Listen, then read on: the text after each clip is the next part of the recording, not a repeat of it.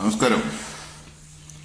എന്തായാലും തദ്ദേശ സ്വയംഭരണ സ്ഥാപനങ്ങളിലേക്ക് പഞ്ചായത്ത് തെരഞ്ഞെടുപ്പ് നടക്കുക. വലിയ ആവേശമൊന്നും ഒരിടത്തും കാണാനൊന്നുമില്ല, ഞാൻ നോക്കിയിട്ട്. കാരണം ഞാൻ ഇന്നലെ ഇതിലെ ഒരു സ്ഥലം വരെ പോയപ്പോൾ വഴിയിലൊരു പ്രസംഗം നടക്കുന്ന കണ്ടു. ആ വണ്ടിക്ക് വന്ന ഒരു 3-4 പേര് എതിർവശത്ത് പോയി നിൽപ്പുണ്ട്. പിന്നെ ആ വണ്ടിയുടെ അവിടുന്ന് മൈക്കും പിടിച്ച ഒരാൾ നിന്ന് പ്രസംഗിക്കുന്നുണ്ട്. ഘോരഘോരമാണ് പ്രസംഗിക്കുന്നത്, പക്ഷേ ഒറ്റ മനുഷ്യൻ ശ്രദ്ധിക്കുന്നില്ല. എല്ലായിടത്തും ഇതൊക്കെ തന്നെ ആയിരിക്കും. പണ്ടൊക്കെ തെരഞ്ഞെടുപ്പ് നടക്കുമ്പോൾ ഈ പ്രസംഗം ഏത് കവലയെ വെച്ചാലും ചുമ്മാ അടുത്ത വീട്ടിൽ നിന്നൊക്കെ മൈക്കിൻ്റെ ഒച്ച കേട്ട ആൾക്കാർ ഓടി വരുമായിരുന്നു. ഇപ്പം ഈ ഫോണുള്ളതുകൊണ്ട് ഇതിനകത്തൂടെ കേൾക്കാമല്ലോ ഇവരുടെ തള്ളു മുഴുവൻ. പണ്ട് കവലയിലൊക്കെ നിൽക്കുമ്പോൾ ഇപ്പം അങ്ങനെ പറയുകയില്ല. ഈ ഫോണുള്ളതുകൊണ്ട് വല്ലതൊക്കെ പറഞ്ഞു പിടിപ്പിച്ചാൽ ഇതൊക്കെ ഇതിനകത്തൂടെ വരുന്ന കാരണം പണ്ടങ്ങനെയൊന്നുമല്ല. എന്നാന്ന് വെച്ചാൽ അവന്മാർ കയറി ഈ പിന്നെ അസഭ്യവും അത്യാവശ്യം അപവാദവും ഒക്കെ പറഞ്ഞുണ്ടാക്കി എന്നെല്ലാം ആയിരുന്നെന്നറിയോ. അതൊക്കെ ഇപ്പം സൈബർ ഇടങ്ങളിലേക്ക് മാറി. അതുപോട്ടെ. പക്ഷേ എൻ്റെ ഒരു അഭിപ്രായത്തിൽ ഈ ബുദ്ധിപരമായ ഒരു നീക്കം നടത്തുക എന്ന് പറഞ്ഞാൽ പാർലമെന്റിൽ ഒരു ഇതുണ്ടായിരുന്നു. അത് വിനിയോഗിച്ചില്ല എന്ന് പറയാൻ പറ്റിയില്ല. കാരണം ഇച്ചിരൂടെയൊക്കെ ശ്രദ്ധിച്ചായിരുന്നെങ്കിൽ ഈ തിരുവനന്തപുരമൊക്കെ കയ്യിലിരുന്നേനെ. അത് ഞാൻ അതിലോട്ട് കിടക്കുന്നില്ല. പക്ഷെ തൃശ്ശൂർ അവരത് ചെയ്തു നോക്കി. ഇപ്പം എന്നാന്ന് വെച്ചാൽ ഈ തൃശ്ശൂരിനെ സംബന്ധിച്ച് തൃശ്ശൂർ ഒന്ന് തിരിച്ചു പിടിക്കണമല്ലോ എന്നുള്ള ഇതിൽ, അതായത് ഈ കോർപ്പറേഷൻ തെരഞ്ഞെടുപ്പാണെങ്കിലും ഇനിയും വരുന്ന അസംബ്ലി തെരഞ്ഞെടുപ്പാണെങ്കിലും തൃശ്ശൂർ കൈവിട്ട് പോകരുതെന്നോർത്ത് ഈ തൃശ്ശൂരുള്ള മറ്റേ 2 മുന്നണിക്കാരും വളരെ മര്യാദക്കാരായി.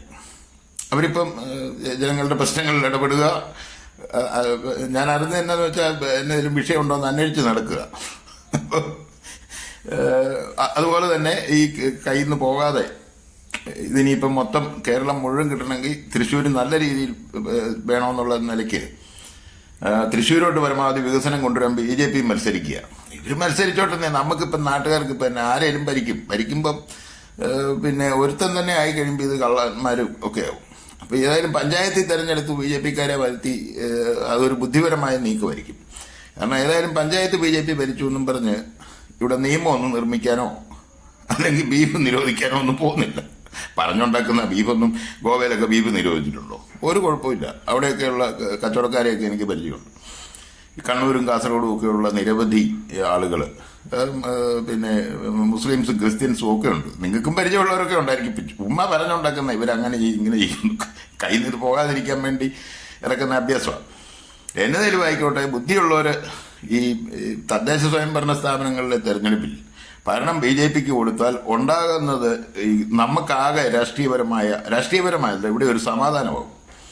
കാരണം ഇവന്മാർ BJPക്ക് വേണ്ടി വന്നാൽ വോട്ട് ചെയ്ത് കളയും കേട്ടോ എന്ന് തോന്നിക്കഴിഞ്ഞ് കഴിയുമ്പോഴത്തേന് മറ്റൊരു 2 കൂട്ടരും ഈ സ്വർണ്ണക്കളത്തും കൊള്ളയും ഇങ്ങനത്തെ പരിപാടി ഈ തട്ടിപ്പും വെട്ടിപ്പും ഒക്കെ ഒരു പരിധി വരെ ഒന്ന് ഒതുക്കി വെക്കും.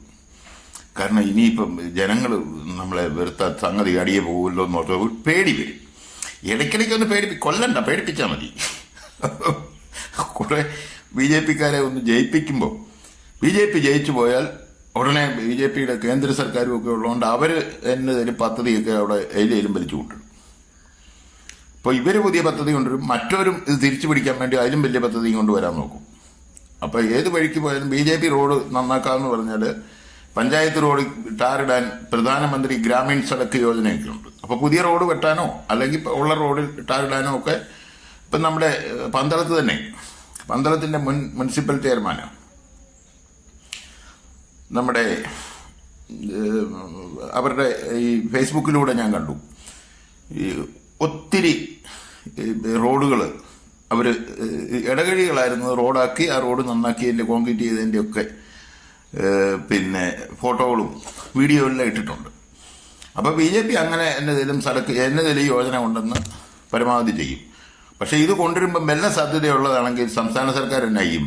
അതായത് PWD ഏറ്റെടുക്കുകയെന്നും പറഞ്ഞ് അവരേറ്റെടുത്തിട്ട് വേണ്ടി വന്ന ഇച്ചിരി വീതിയും കൂടെ കൂട്ടി അവരും ടാറിക്കുന്നു. ഇത് ചെയ്യാതിരിക്കാൻ പറ്റുകയില്ല. അന്നേരം UDFകാർ പ്രതിപക്ഷത്താണെങ്കിലും അവർ പറയും ഇത് ചെയ്യണം, ഇത് ദേശീയ പാതയാക്കണം എന്നെല്ലാം പറഞ്ഞ് ഇവിടെ അത് വേണം ഇത് വേണമെന്നും പറഞ്ഞ് വികസന കാര്യത്തിൽ ഒരു പോസിറ്റീവായ മത്സരം ഉണ്ടാകണമെങ്കിൽ BJPക്ക് ഒന്ന് ചെയ്ത് നോക്കിയാൽ ബുദ്ധിപരമായ നീക്കമായിരിക്കും. അപ്പോൾ ബുദ്ധിയുള്ള ജനങ്ങളുള്ളിടത്തൊക്കെ ഇപ്രാവശ്യം പഞ്ചായത്തുകൾ BJPയുടെ ഭരണത്തിൽ വരും. അതാണ് ഇവർ കാണിക്കുന്ന അത് പ്രായോഗിക രാഷ്ട്രീയം എന്നൊക്കെ പറയും. നമുക്കും വേണ്ടേ പ്രായോഗിക ബുദ്ധി? ഇവിടുത്തെ ജനം പ്രായോഗികമായിട്ട് ചിന്തിച്ചു കഴിഞ്ഞാൽ എന്നാൽ BJPക്കാർ പഞ്ചായത്ത് ഒന്ന് ഭരിക്കട്ടെ, ഞങ്ങൾ നോക്കട്ടെ എന്നൊന്നും 5 കൊല്ലത്തേനല്ലേ, അത് എത്തിക്കൽ എഴുതി കൊടുക്കുമെന്നുമല്ലല്ലോ, ചുമ്മാ ചെയ്യണമെന്നാണ് എൻ്റെ അഭിപ്രായം. പിന്നെ ഇത് പരമാവധി ആൾക്കാരൊന്ന് കേട്ട് ഒന്ന് ചെയ്യാനേ. ഒരു പ്രാവശ്യം ഇപ്പം നമ്മുടെ ദേശീയ പുഷ്പമാണ് താമര, അതിൻ്റെ ചിഹ്നത്തിലോട്ട് ഒരു ഞെക്കി നമ്മൾ ഇത്രയൊക്കെ വരാനുള്ളൂ, അല്ലാതെ ഇതുകൊണ്ട് വലിയ ആകാശം ഇടിഞ്ഞ് വീഴാനൊന്നും പോകുന്നില്ല. അതാണ് പിന്നെ എൻ്റെ ഒരു അഭിപ്രായമാണ്. നിങ്ങൾക്ക് വേറെ അഭിപ്രായം കാണും, അഭിപ്രായം പറഞ്ഞു എന്നെ തെറിയും മറ്റും പറഞ്ഞേക്കല്ലേ, ഞാൻ അതിൻ്റെ അങ്ങപ്പുറത്തെ പറയുന്ന ആളാണ്, അത് വൃത്തിയായും പറഞ്ഞേക്കാം.